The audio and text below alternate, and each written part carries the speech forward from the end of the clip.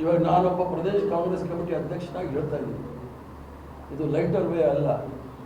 ಯಾಕಂದರೆ ಧಾರ್ಮಿಕ ಧರ್ಮವನ್ನು ಗುತ್ತಿಗೆ ತೆಗೆದುಕೊಂಡವರು, ರಾಮವನ್ನು ಇವರೇ ದತ್ತು ತಗೊಂಡ್ಬಿಟ್ಟ ಥರ ಆಡ್ತಾ ಇದ್ರು. ಇವರಿಗೆ ನಾವ್ಯಾರು ಸಹ ಯಾವ ಧರ್ಮವನ್ನು ಆಚರಣೆ ಮಾಡಬಾರ್ದು ಅಂತ ಹೇಳಿಲ್ಲ. ಈ ರಾಷ್ಟ್ರದಲ್ಲಿ ಯಾವುದೇ ಅಧಿಕೃತವಾದ ಧರ್ಮ ಇಲ್ಲ. ಈ ರಾಷ್ಟ್ರದಲ್ಲಿರ್ತಕ್ಕಂಥದ್ದು ಬಾಬಾ ಸಾಹೇಬ್ ಭೀಮ್ರಾವ್ ಅಂಬೇಡ್ಕರ್, ಪಂಡಿತ್ ಜವಾಹರ್ಲಾಲ್ ನೆಹರು ಅವರು ಮಾಡಿದಂಥ ಸಂವಿಧಾನ. ಈ ಸಂವಿಧಾನದಲ್ಲಿ ಎಲ್ರಿಗೂ ಸಹ ಯಾವುದೇ ಧರ್ಮವನ್ನು ಪಾಲನೆ ಮಾಡಲಿಕ್ಕೆ, ಆಚರಣೆ ಮಾಡಲಿಕ್ಕೆ ಎಲ್ಲ ಮುಕ್ತ ಅವಕಾಶಗಳಿದೆ. ಅದು ಖಾಸಗಿ ವೈಯಕ್ತಿಕವಾದ್ದು. ಸರ್ಕಾರ ಅಂತ ಬಂದಾಗ ಸಂವಿಧಾನದ ಚೌಕಟ್ಟಲ್ಲಿ ನಡಿಬೇಕಾಗಿರ್ತಕ್ಕಂಥದ್ದು. ಸಂವಿಧಾನದ ಚೌಕಟ್ಟಲ್ಲಿ ಈಗ ಆಲ್ ಇಂಡಿಯಾ ಕಾಂಗ್ರೆಸ್ ಕಮಿಟಿ ಅಧ್ಯಕ್ಷರಾದ ಮಾನ್ಯ ಮಲ್ಲಿಕಾರ್ಜುನ್ ಖರ್ಗೆ ಸಾಹೇಬರು ಸಹ ಇದ್ರ ಬಗ್ಗೆ ಮಾತಾಡಿದ್ದಾರೆ. ಆದರೆ ಅವ್ರಿಗೆ ಜಾಣ ಕಿವುಡಿದೆ.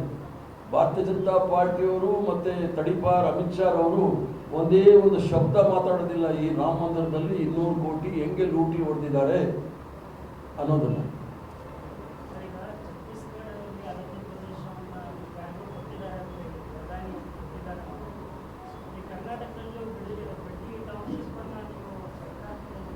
ಈಗ ಬಿಡದಿಗೂ ಛತ್ತೀಸ್ಗಢದಲ್ಲಿರ್ತಕ್ಕಂಥ ಅರಣ್ಯ ಪ್ರದೇಶಕ್ಕೂ ಭಾಳ ವ್ಯತ್ಯಾಸ ಇದೆ. ಬಂದೆ 2013ರಲ್ಲಿ ನಾವು ಭೂ ಸುಧಾರಣೆ ಕಾನೂನಿಗೆ ತಿದ್ದುಪಡಿ ಮಾಡಿದ ನಂತರ ಅದನ್ನು ಜನತಾದಳ ಸರ್ಕಾರದವರಿದ್ದಾಗಲೇ ಆ ಒಂದು ಪ್ರಾಜೆಕ್ಟ್ಗೆ ಹಸಿರು ನಿಶಾನೆ ತೋರಿಸಿದ್ರು. ಅದನ್ನು ಇವರು ಮುಂದುವರಿಸಿದ್ದಾರೆ. ರೈತರು ಬೇಡ ಅಂದರೆ ನಾವು ಮಾಡೋಕ್ಕೆ ಹೋಗೋದಿಲ್ಲ. ರೈತರು ಯಾರಾದರೂ ಕಾಂಪನ್ಸೇಷನ್ ಏನು ಡಾಕ್ಟರ್ ಮನಮೋಹನ್ ಸಿಂಗ್ ಅವರು, ಸೋನಿಯಾ ಗಾಂಧಿ ಅವರು ಭೂ ಸುಧಾರಣೆ ಕಾನೂನು ಮಾಡಿ ಏನಾದರೂ ಕೃಷಿ ಜಮೀನನ್ನು ನಾವು ಅಕ್ವೈರ್ ಮಾಡಬೇಕಾದ್ರೆ 3 ಪಟ್ಟು ಮಾರ್ಕೆಟ್ ರೇಟಲ್ಲಿ ನಾವು ಕೊಡಬೇಕು ಅನ್ನೋದಿದೆ. ಆದ್ದರಿಂದ ರಾಜಕಾರಣ ಮಾಡ್ತಾ ಇದ್ದಾರೆ ವಿನಃ ಛತ್ತೀಸ್ಗಢಲ್ಲಿ ಹಸ್ದೇವ್ ಅಂತಕ್ಕಂಥದ್ದು ಅದು ಎಲಿಫೆಂಟ್ ಕಾರಿಡಾರ್. ಅದು ಅಂದರೆ ಆನೆಗಳು ಓಡಾಡೋಕ್ಕಿರ್ತಕ್ಕಂಥ ಜಾಗ ಹಸ್ದೇವ್. ನಾನು ಛತ್ತೀಸ್ಗಢ ಉಸ್ತುವಾರಿ ವಹಿಸಿದವನು, 6 ವರ್ಷ ಇದ್ದವನು. ಹಸ್ದೇವು ಮತ್ತು ಬಸ್ತರ್ ಅನ್ನೋದು ಭಾಳ ದಟ್ಟ ಅರಣ್ಯಗಳಿದ್ದಂಥ ನೋಡಿದಾಗ ಈಗ ಅದನ್ನು ಕಡಿದ್ಬಿಟ್ಟು ಮರುಭೂಮಿ ಮಾಡಲಿಕ್ಕೆ ಹೊರಟಿದ್ದಾರೆ.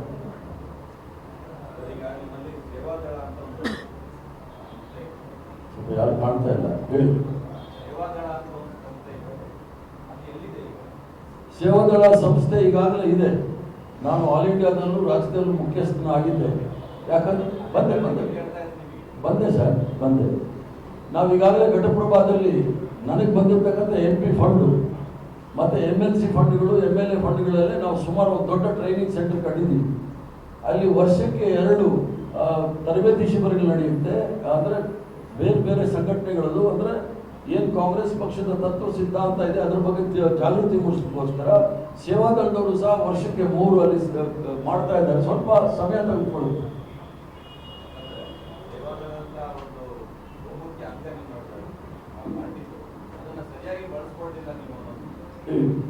ಈಗ ಸೇವಾದಳ ಕಾಂಗ್ರೆಸ್ ಪಕ್ಷದ ಒಂದು ಅಂಗ.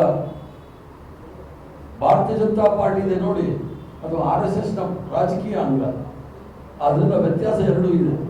ನಾವು ಸೇವಾದಳನ ನಮ್ಮ ಕಾರ್ಯಕ್ರಮಗಳಿಗೆ ಮಾತ್ರ ಸ್ಥಗಿತಗೊಳಿಸಿದ್ವಿ. ಈಗ ರಾಹುಲ್ ಗಾಂಧಿ ಅವರು ಬಂದ ಮೇಲೆ, ಸೋನಿಯಾ ಗಾಂಧಿ ಅವರು ಬಂದ ಮೇಲೆ ಅದಕ್ಕೆ ಹೆಚ್ಚಿನ ಒತ್ತನ್ನು ಕೊಡ್ತಾ ಇದ್ದಾರೆ. ಭಾರತ್ ಜೋಡೋ ಯಾತ್ರಾದಲ್ಲಿ ದೊಡ್ಡ ಟೀಮು ಸೇವಾದಳದವರೇ ಇದ್ದಿದ್ದು. ಅದು ಎಲ್ಲ ರೀತಿಯಲ್ಲೂ ಸಹ ಇರುತ್ತೆ. ಅವರು ಸೋಷಿಯಲ್ ಮೀಡಿಯಾದಲ್ಲಿ, IT ಸೆಲ್ಲಲ್ಲಿ ಮತ್ತು ಸುಳ್ಳು ಫ್ಯಾಕ್ಟ್ರಿಗಳಲ್ಲಿ, ನಾಗ್ಪುರ್ ಯೂನಿವರ್ಸಿಟಿನಲ್ಲಿ ಟ್ರೈನ್ ತಗೊಂಡಿಲ್ಲ. ಜನಗಳ ಮಧ್ಯೆ ಟ್ರೈನಿಂಗ್ ತಗೋಬೇಕಾಗುತ್ತಾರೆ.